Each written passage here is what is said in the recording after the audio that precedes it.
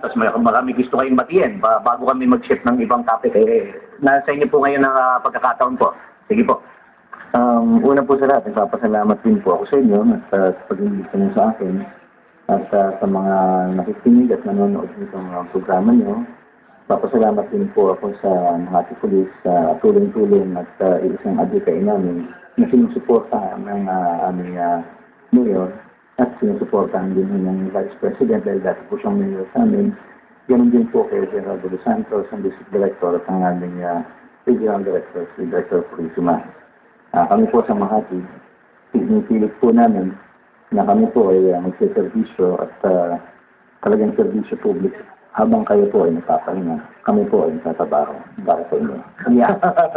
Walang pahinga ang pulis. Habang ang mga tao ay nagpapahinga, sila ay walang pahinga. Nagtatrabaho. Salamat. Ano? Pamasyang na na yan. Okay. Maraming salamat po, sir. Thank you. Thank you very much. Mga bakas ng karapatan, pag-ibigay siya